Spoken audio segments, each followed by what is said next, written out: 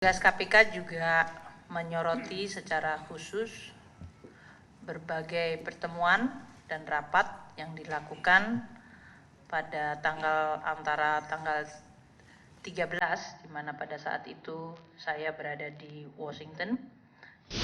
Sama seperti pemeriksaan pertama, KPK kembali memeriksa Sri Mulyani di Kementerian Keuangan. Sikap pilih kasih KPK terhadap Sri Mulyani dan juga Budiono sempat menyulut reaksi dari berbagai kalangan, termasuk dari anggota DPR di Senayan. Dalam pertemuan dengan para pemimpin KPK pekan lalu, anggota Dewan menyoroti langkah KPK yang memberikan keistimewaan kepada pejabat itu. Berlarutnya kasus Senturi yang belum menyentuh sejumlah pejabat termasuk Sri Mulyani mengundang antipati anggota DPR.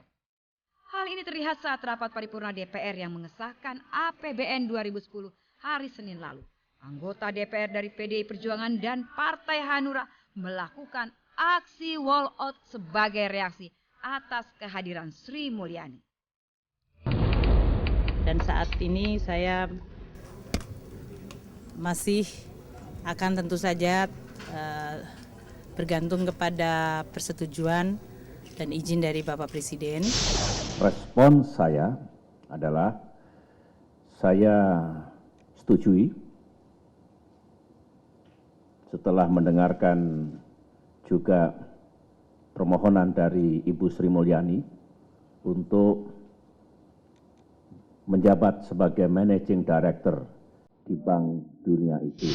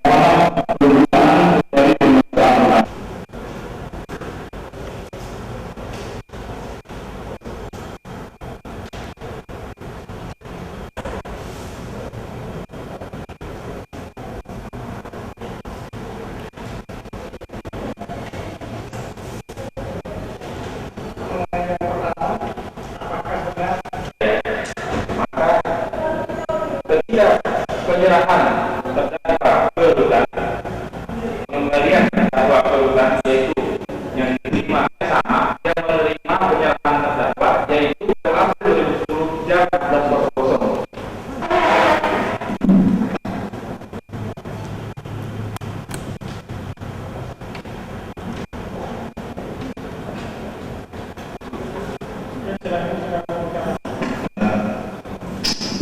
Tentang nomor perkara 226.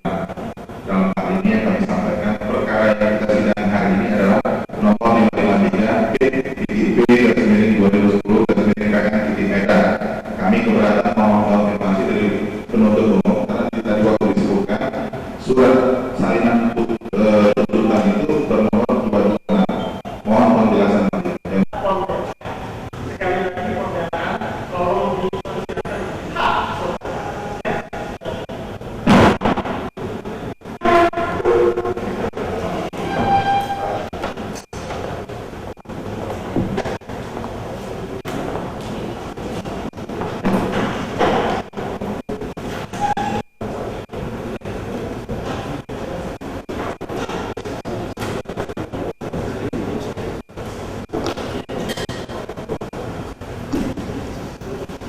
dari tadi kita keberatan ya Pak ya lanjutan hari ini. Apa itu alasannya? Karena tuntutan dari jaksa itu tidak sesuai dengan fakta yang terungkap di persidangan. Ya. Jadi tanggapan jaksa bagaimana setelah Pak Herbert? Tanggapan Bapak bagaimana Pak? Pak Herbert, tanggapan Anda bagaimana setelah disampaikan oleh Pak Tony tadi Pak Herbert? Pak Herbert menyatakan keberatan beliau dengan. Jadi gini, mengenai surat tuntutan ya. Pada tanggal 30 kemarin setelah kita selesai tuntutan, perintah dari majelis hakim karena Pak Tony Wijaya yang terhormat sendiri tidak mau menerima surat tuntutan dengan mengatakan badannya yang ada di sini dan jiwanya yang tidak ada, majelis hakim memerintahkan supaya kita memberikan ke rutan dan rutan nanti menyampaikan kepada saudara Tony Wijaya. Pada tanggal 30 Itu surat tuntutan itu bukan diserahkan kepada saya, kepada orang yang tidak ada sambutan. Tapi itu perintah dari majelis hakim gitu kan? Perintah dari majelis hakim itu untuk serahkan ke terdakwa, dan itu bisa Senin atau Selasa pledoinya. Nah, itu serahkan langsung kepada saya. Oke, Anda melihat ini kan ada jaksa-jaksa yang tidak mengikuti kasus Anda dari awal. Bagaimana tanggapan Anda? Ada para kemarin yang tidak hadir. Bagaimana tanggapan Anda sebagai terdakwa? Jadi gini, dari hakim kan memerintahkan itu diantar kepada saya. Dan kedua, itu pledoinya itu memberikan mengajukan pledoi itu Senin atau Rabu. Jadi Anda tidak menerima itu langsung di tangan Anda? Nah, ada. Tidak ada dari rutan tidak ada menyampaikan? Belum ada. Itu dari kuasa hukum juga tidak terima. Pak Herbert? Bohong gitu. Jadi Pak Fauzi tidak pernah ada menyampaikan pada Anda? Tadi jam 11 datang jaksa ke sana, suruh satu orang. Kami juga menghargai hak daripada terdakwa untuk menyusun pembelaan. Ketika berita acara serah terima terdakwa, di sana yang menyerahkan adalah petugas kami ke orang rutan. Penyerahan pada hari Jumat tanggal 30 April 2010 jam 15.30. Sedangkan surat tuntutan itu pun kami serahkan pukul 16.00, jadi hanya setengah jam. Diterima oleh orang yang sama, adalah Fauzi Harahap, AMD, IPBSH. Dia adalah kasus di sana, dia yang menerima, jadi dia memiliki kompeten. Menurut pernyataan Pak Fauzi sudah sampaikan langsung ke tangan Sudah. Pak Tony. Apa jawaban Pak Tony? Jadi sampai tadi dia bilang, dia konsultasi sama saya, Pak Tony tadi sampai jam 11 tidak mau menerima. Bagaimana? Jadi saya bilang, coba abang usahakan dulu, berikan. Jika memang Pak Tony yang tidak bersedia menerima, nanti abang serahkan coba lagi. Kalaupun memang tidak bisa, buat berita acara bahwa memang ini untuk menjaga daripada mereka, karena kita mengirimkan ke sana. Tidak ada, kita kan tidak bisa langsung berhubungan sana, harus melalui sana. Jadi buat berita acara kalau memang Pak Tony tidak bersedia untuk menandatangani. Dari hari Jumat itu Anda tidak ada menghubungi Pak Fauzi bagaimana perkembangannya, pasal diterima atau belum? Karena baru hari ini Anda tanyakan hal itu. Bukan, kita di situ hanya mengirimkan. Kalau sudah kita kirimkan, terus beliau bilang, iya Pak, langsung kami akan sampaikan. Jadi beliau sudah langsung berusaha pada hari itu juga langsung disampaikannya, dan pada hari Senin dia telepon lagi. Sampai dengan saat ini Pak belum bisa, belum mau Pak Tony untuk menerimanya. Jadi cukup ya. Inilah yang buktikan kebohongan dari JPU. Karena saya pada waktu itu saya kan diantar oleh jaksa. Kenapa nak serahkan kepada saya pada waktu di mobil?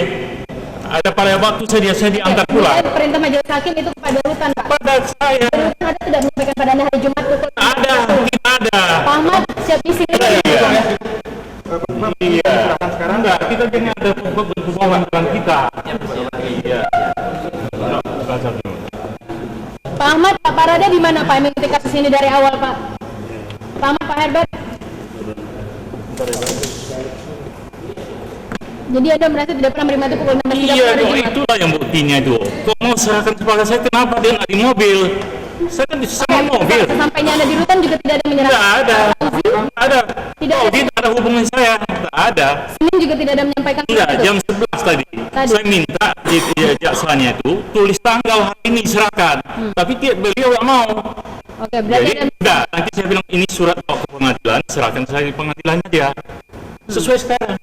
Ya tidak ada 30 April Anda ada diberikan. Saya tak tahu ada surat ini. Oke.